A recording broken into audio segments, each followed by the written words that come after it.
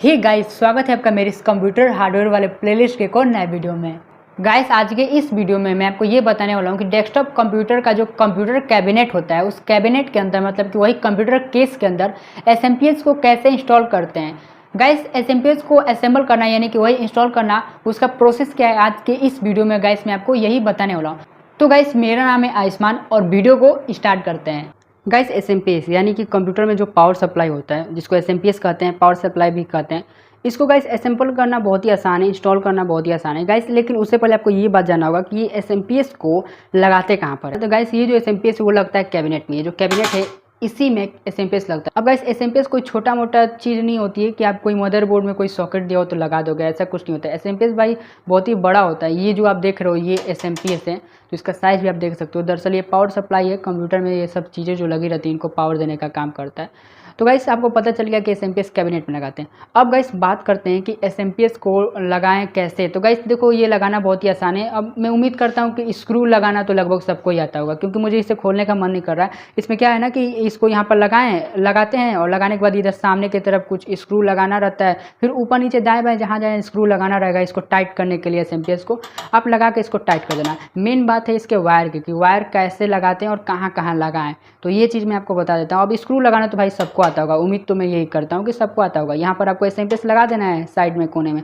और स्क्रू लगा देना है। अब जो नहीं कि आपके कंप्यूटर में एसएमपीएस ऊपर ही हो, आपके कंप्यूटर में एसएमपीएस नीचे की साइड उसका जगह दे सकता है। जो स्टैंडर्ड ज़्यादातर जो कैबिनेट होते हैं इसको गाइस कैबिनेट कहते हैं, कंप्यूटर कैबिनेट। तो जो स्टैंडर्ड जो कैबिनेट होते हैं उनमें ज़्यादातर एसएमपीएस लगाने का जो जगह दिया रहता है वो ऊपर कोने में ही दिया रहता है, जो कि यहाँ भी दिया है। तो यहाँ पर आपको एसएमपीएस लगा देना है स्क्रू लगा के। अब बात करते हैं वायर, कौन सा वायर कहाँ लगेगा, किधर लगेगा।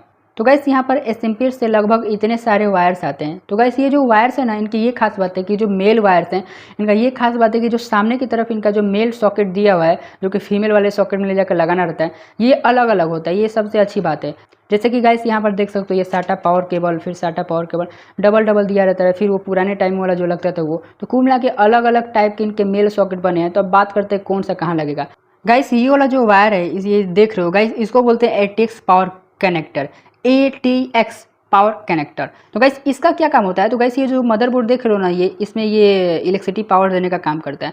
तो गाइस, इसमें देखो ना, इसमें दो पार्ट्स आपको देखने को मिलेंगे। दरअसल गाइस, बात ये है ना कि पहले के टाइम पर जो मदरबोर्ड आते थे उनमें ना ये लगेगा, ऐसे आपको पकड़ना है और ऐसे पकड़ के ऐसे निकाल देना है। देखो निकल गया। तो जो पहले के टाइम पर जो मदरबोर्ड आते थे उनमें गाइस ये लगेगा, क्योंकि आप देखोगे पहले वाले टाइम के मदरबोर्ड में उनमें जो लगाने का जो रहेगा वो पिन्स भी कम रहेंगे। फीमेल सॉकेट की बात कर रहा हूँ। तो पहले तो इसके सॉकेट को हम ढूंढ लेते हैं। तो गाइस, इतना चौड़ा है तो जाहिर सी बात है, इतना चौड़ा सॉकेट कौन सा दिख रहा है, फीमेल जंपर सॉकेट कहाँ पर दिख रहा है। तो गाइस, ये देख रहे हो इतना चौड़ा है, यही है इसी का, जाहिर सी बात है ये दिख रहा है। इसमें ले जाकर लगा देना रहता है। लेकिन लगाने से पहले मैंने आपको एक चीज़ बता दी कि ये आप चेक कर लेना कि कौन सा टाइम का है। ये आप खुद चेक कर लेना ना, इसमें शायद 24 पिन्स होती हैं शायद, तो इसको भी लगा देने पर 24 हो गया। अब ये निकाल देने का मतलब ये नहीं कि लगेगा नहीं, ऐसा लग जाएगा। ऐसे इसमें लगाना है और ऐसे कर देना है, आसानी से लग जाएगा। हो गया, बात खत्म, लग गया। गाइस, इस मेल वायर को इसमें लगाने से पहले इसके सॉकेट में एक और बात आपको ध्यान देनी होगी, वो ये है कि गाइस देखो, इसमें आपको बाकायदे एक क्लिप दिख रहा है। ये क्लिप का काम ये है कि जब इस एटीएक्स पावर कनेक्टर को जब निकालते हैं तो इस क्लिप को दबा के निकालते हैं। अगर नहीं दबा के निकालोगे तो उखाड़ फुखाड़ के मदरबोर्ड साथ में लेते आओगे। तो यहाँ पर इसको दबा के तो निकालते हैं, लेकिन लगाते टाइम ऐसा कुछ नहीं है। लगाते टाइम भी आपको दबाना है तो दबा सकते हो, आसानी से चला जाएगा, हालांकि वो तो फिक्स हो ही जाता है।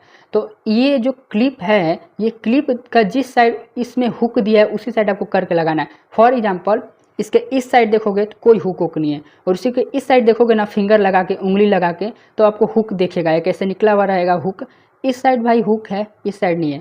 इसको लगाएंगे कैसे। तो जाहिर सी बात है, इसका जो क्लिप है, क्लिप रहेगा इस साइड, क्योंकि हुक भी इसी साइड है। तो ये बात आप याद रखना, क्लिप जिस साइड, हुक जिस साइड, उसी साइड क्लिप भी। तो ऐसे करके आपको लगा देना है। उसके बाद गाइस, अब इनमें से हम दूसरे वायर्स की बात करते हैं। तो गाइस देखो, क्या है ना कि इसमें देखो, एक तो ये ऐसे चपटा टाइप का है, देखो ऐसे पतला में, और उसी के जैसा एक और रहेगा।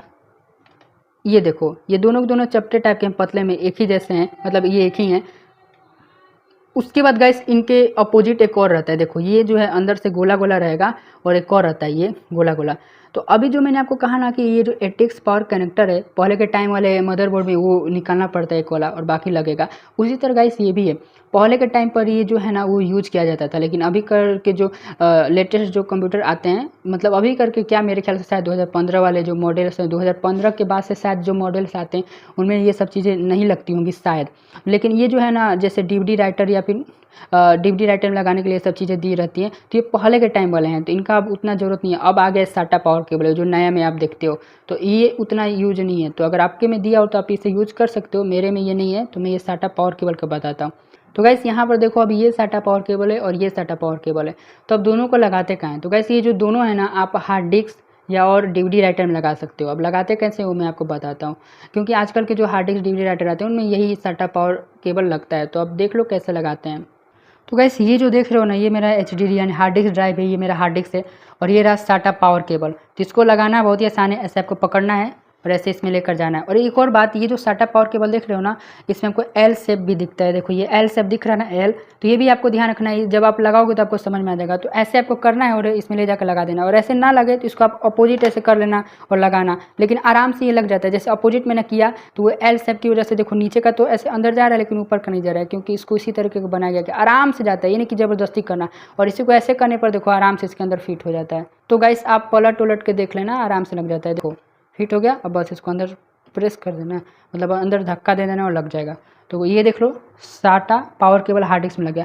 अब गाइस इसी के जैसा जो दूसरा जो सिमिलर, मतलब कि वही सेम जो SATA पावर केबल दिया गया है, ये वाला गाइस, अब इसको भी लगाना है। तो ये जो है ना आप हार्ड डिस्क में लगा सकते हो, अगर आपके पास कोई और हार्ड डिस्क हो तो, या फिर अगर आपके पास DVD राइटर हो तो लगा सकते हो। तो वहाँ पर जो आप देख रहे हो DVD राइटर, उसमें भी इसी के जैसा सिमिलर रहेगा, जैसे अभी मैंने हार्ड डिस्क में लगा कर देखा, तो उसमें भी ये SATA जो पावर केबल है इसको ले जाकर लगा देना है। तो इसी तरीके का इसका कनेक्शन करते हैं। गाइस SMPS के जो वायर्स हैं जिनको जहाँ लगाना चाहिए, लगभग मैंने सब बता दिया कि किनको कहाँ लगाना है। अब गाइस बचता है एक वायर जिसका नाम है गाइस ये ATX 12 वोल्ट वाला ATX वायर।